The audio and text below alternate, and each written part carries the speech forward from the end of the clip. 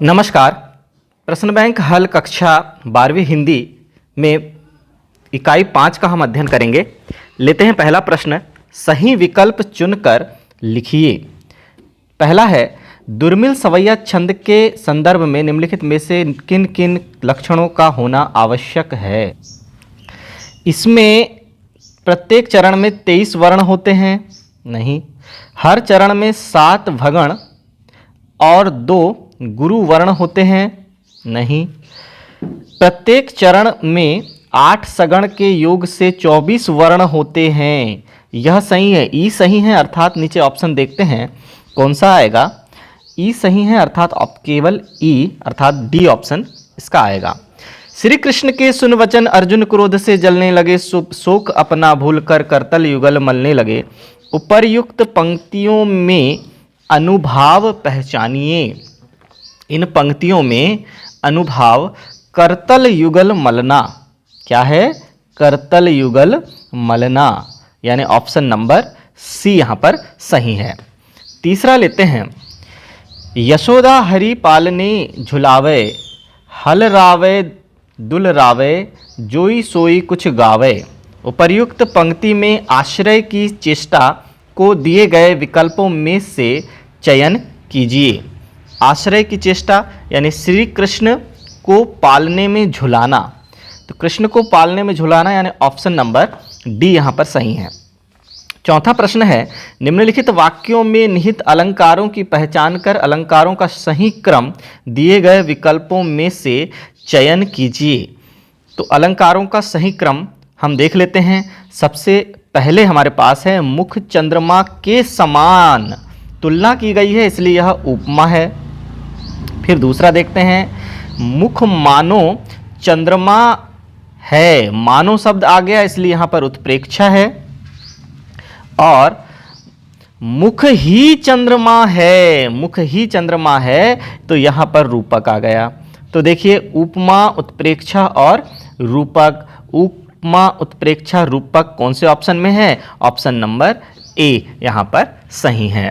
फिर लेते हैं 5वां नंबर, वाणी में आग लिए फिरता हूं, प्रस्तुत पंक्ति के लिए निम्न में से कौन सा कथन असत्य है? कौन सा असत्य है? तो देखते हैं हम। कवि की वाणी शीतल है परंतु उसके मन में विद्रोह के भाव हैं, बिल्कुल सही है ये। पंक्ति में विरोध ना होते हुए भी विरोध का अभाव है, यह भी सही है। अब तीसरा देखते हैं, पंक्ति में उपमेय और उपमान के मध्य भ्रम प्रस्तुत करने का प्रयास, अर्थात यह कथन असत्य है। ई वाला कथन असत्य है तो ऑप्शन नंबर सी पर टिक लगा देंगे हम। छठवां है, कवित्व छंद की लय के आधार पर इसे निम्न में से और क्या कहा जा सकता है? क्या कह सकते हैं? मनहरण, ऑप्शन नंबर बी सही है। सातवां है, चरणों में निहित मात्राओं के आधार पर दोहे किस प्रकार का छंद है? अर्ध सम मात्रिक छंद है, अर्ध सम मात्रिक छंद है तो इसे हम लिख देंगे ऑप्शन नंबर बी सही है, क्योंकि इसमें 13-11 मात्राओं की यति पर कुल 24 मात्राएं होती हैं। तो अब लेते हैं 8वां, माधुर्य काव्य गुण किन रसों में पाया जाता है? माधुर्य काव्य गुण किन रसों में पाया जाता है? श्रृंगार रस में पाया जाता है, ऑप्शन नंबर ए सही है। निम्नलिखित में से कौन सा शब्द शक्ति का प्रकार नहीं है? अभिधा, लक्षणा और व्यंजना है शब्द शक्ति के प्रकार, तो कौन सा नहीं है? प्रसाद नहीं है, प्रसाद तो गुण है। फिर देखते हैं आगे 10वां नंबर, निम्नलिखित में से क्या लक्षणा में शामिल नहीं है? क्या लक्षणा में शामिल नहीं है? व्यंग्यार्थ, ऑप्शन नंबर डी सही है। फिर लेते हैं 11वां, प्रस्तुत को देखकर किसी विशेष समानता के कारण किसी दूसरी वस्तु का भ्रम हो जाता है में भ्रांतिमान अलंकार होता है। निम्नलिखित विकल्पों में से भ्रांतिमान के उपयुक्त उदाहरण का चयन कीजिए। भ्रांतिमान का उपयुक्त उदाहरण क्या है? चाहत चकोर सूर और दृगछोर करी, ऑप्शन नंबर ए यहाँ पर सही है। 12वां लेते हैं, श्रृंगार रस के प्रभाव पर विचार कीजिए तथा असंगत कथन का चयन कीजिए। क्या है असंगत कथन? तो देखिए, पहले संगत कथन कौन कौन से हैं वो देख लेते हैं। प्रेम और सौंदर्य से परिपूर्ण है श्रृंगार रस, माधुरी एवं कोमलता का गुण है, माधुरी एवं कोमलता का गुण है इसमें, सही है। मिलन और विक्षोभ का प्रभाव है इसमें। तो ये 3 तो संगत कथन है। तो असंगत कथन कौन सा है? जगत की निस्सारता का भाव, ऑप्शन नंबर सी यहाँ लगाएंगे। प्रश्न दूसरा है, निम्नलिखित प्रश्नों के उत्तर एक शब्द या वाक्य में लिखिए। एक वाक्य में लिखना है। तो पहला यहाँ पर है, मैं स्नेह सुरा का पान किया करता हूँ में कौन सा अलंकार है? इसमें रूपक अलंकार है, तो यहाँ लिख देंगे रूपक। फिर दूसरा है, आत्म परिचय कविता किस शैली में लिखी गई है? गीति शैली में लिखी गई है, तो यहाँ पर लिख देंगे गीति शैली। फिर तीसरा लेते हैं, दिन जल्दी जल्दी ढलता है पंक्ति में कौन सा अलंकार है? पुनरुक्ति प्रकाश। कौन सा है? पुनरुक्ति प्रकाश, पुनरुक्ति प्रकाश। फिर लेते हैं, तैरती सांझ में कौन सा अलंकार है? तैरती सांझ में कौन सा अलंकार है? मानवीकरण अलंकार है। सांझ को मानव की तरह मान लिया गया, तो मानवीकरण, मानवीकरण। फिर 5वां नंबर है, 40 चौपाइयों वाली रचना को क्या कहा जाता है? 40 चौपाइयों वाली रचना को चालीसा कहा जाता है, चालीसा। फिर आगे लेते हैं, दोहे को उल्टा करने से कौन सा छंद बनता है? हमें पता है 11-13 की यति पर सोरठा छंद बनता है, तो यहाँ लिख देते हैं सोरठा। फिर आगे है, संचारी भाव की संख्या कितनी मानी गई है? 33 मानी गई है, तो यहाँ लिख देंगे 33। फिर है, 22 से 26 वर्ण वाले छंद को क्या कहा जाता है? 22 से 26 वर्ण वाले छंद को सवैया कहा जाता है, यहाँ जाएगा सवैया। फिर लेते हैं 9वां, काव्य गुणों की संख्या कितनी मानी गई है? कितनी है? 3 है। काव्य गुणों की संख्या कितनी मानी गई है? 3 मानी गई है। तो हम जानते हैं कौन कौन से हैं, ओज गुण, प्रसाद गुण और माधुर्य गुण। फिर 10वें नंबर पर आते हैं, व्यंग्यार्थ को प्रकट करने वाली शब्द शक्ति क्या कहलाती है? व्यंजना शब्द शक्ति, तो यहाँ लिख देंगे व्यंजना। और फिर अगला नंबर है 11वां, कविता में रुकने एवं आगे बढ़ने के नियम को क्या कहते हैं? इसे हम लय कहते हैं। फिर रिक्त स्थानों की पूर्ति करना है। पहला है, जब यह निश्चय ना हो कि उपमेय वास्तव में उपमेय है या उपमान है, तो वहाँ कौन सा अलंकार होता है? संदेह अलंकार होता है, तो यहाँ खाली स्थान में क्या आ जाएगा? संदेह। फिर दूसरा लेते हैं, रुबाई उर्दू और फारसी की लेखन शैली है जिससे छंद भी कहते हैं, जिसे छंद भी कहते हैं, तो यहाँ क्या आ जाएगा? छंद। फिर तीसरा है, गजल में लिखी जाने वाली हर लाइन या पंक्ति क्या कहलाती है? मिश्रा कहलाती है, यहाँ लिख देंगे मिश्रा।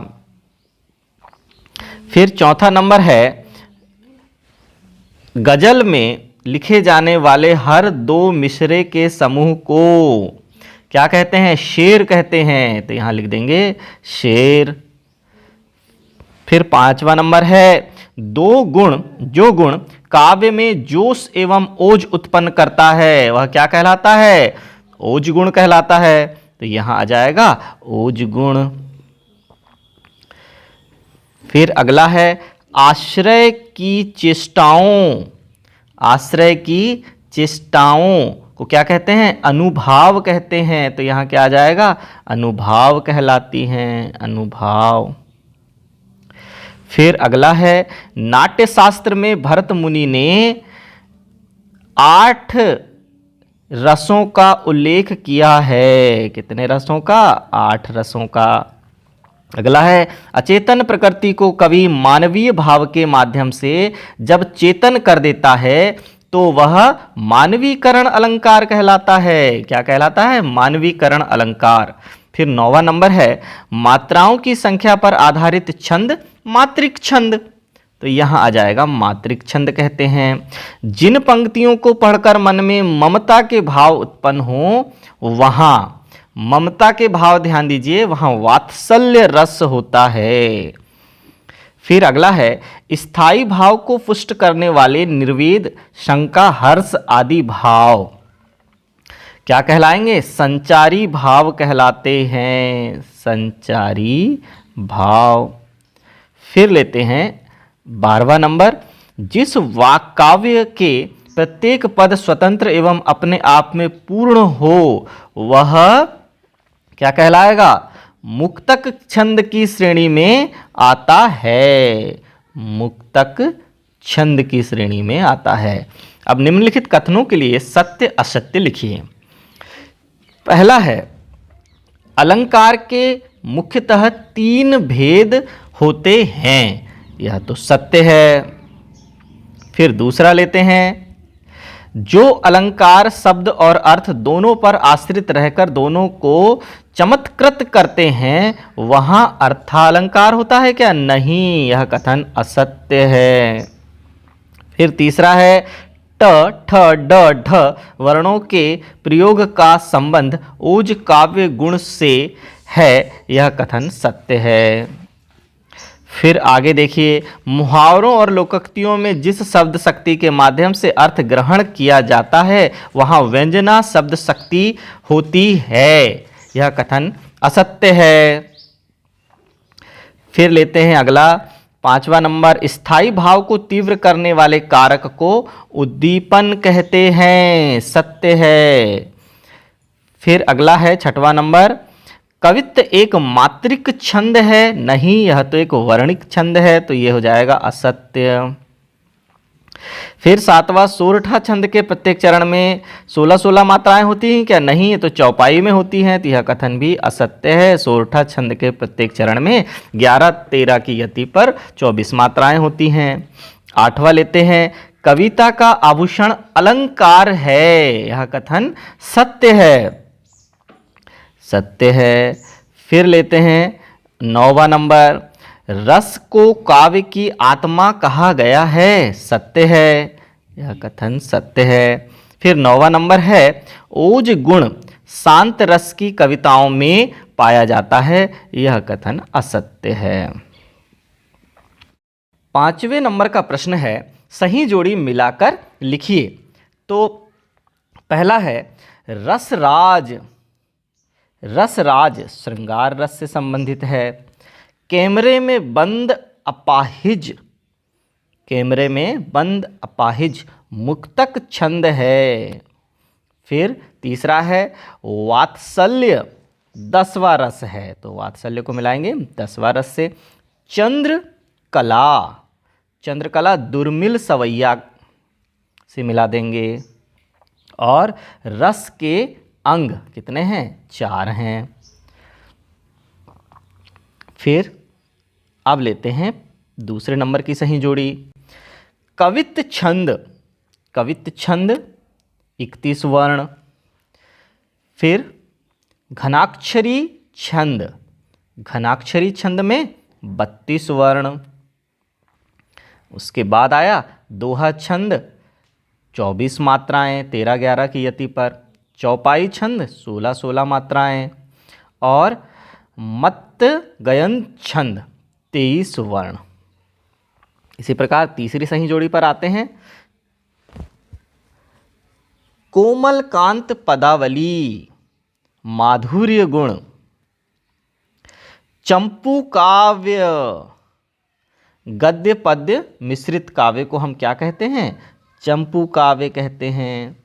फिर है महाकाव्य, क्या है? सर्वगोमबद्ध रचना। फिर चौथा है रति, श्रृंगार रस का स्थायी भाव है, और शोक करुण रस का स्थायी भाव है।